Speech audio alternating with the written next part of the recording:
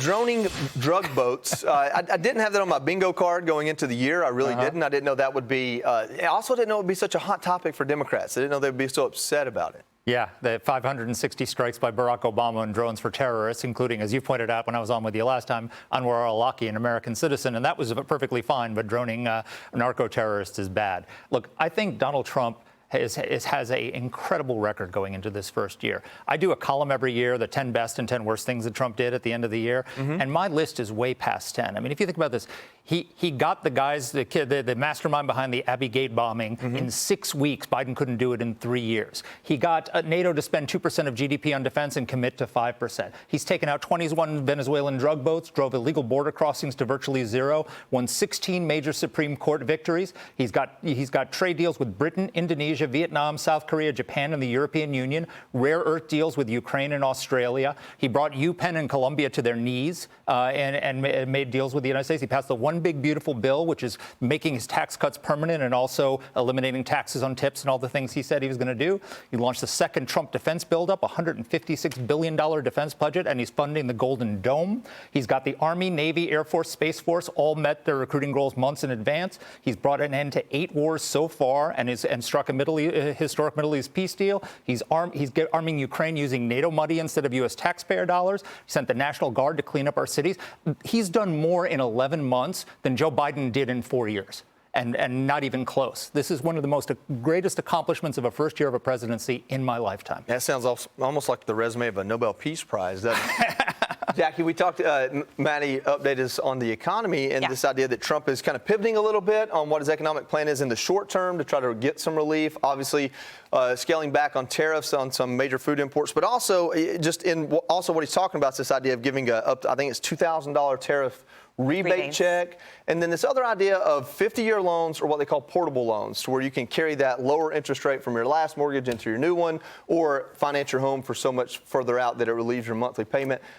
All of those have some negatives to them, too. Do you think he's making the right moves? I'm not really sure, but you know what he is doing? He's having a conversation about things that are impacting everyday Americans. I'm not going to criticize the solutions that he's putting forward per se and say we can talk about those things because people are really feeling this. What I do know that he's done with respect to prices is egg prices are down, gas prices are down. Most places in this country, you've got a 2 handle on your gas price rather than 3 or 4.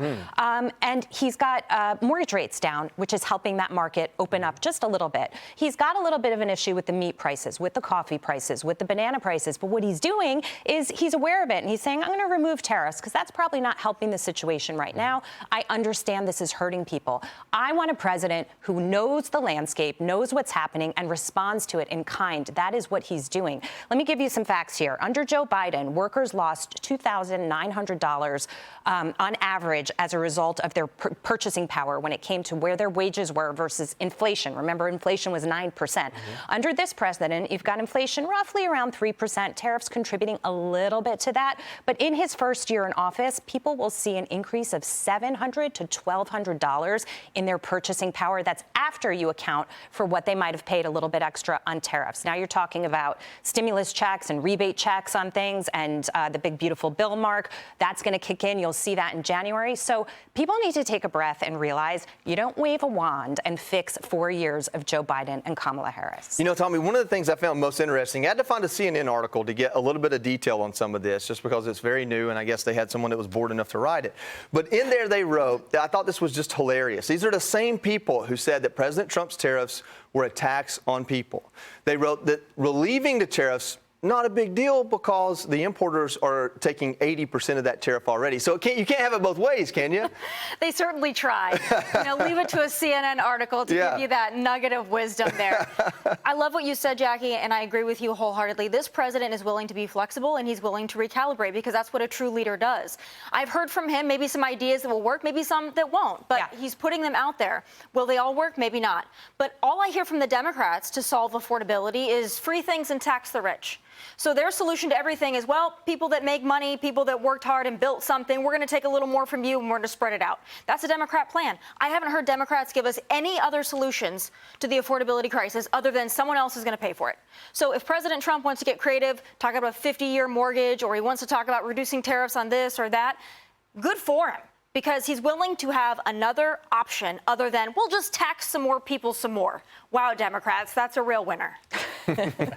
Yeah, I'm not down for taxing some more people some more. That should be their slogan. It is. That's Mondami's slogan. More. All right. Hey, Sean Hannity here. Hey, click here to subscribe to Fox News YouTube page and catch our hottest interviews and most compelling analysis. You will not get it anywhere else.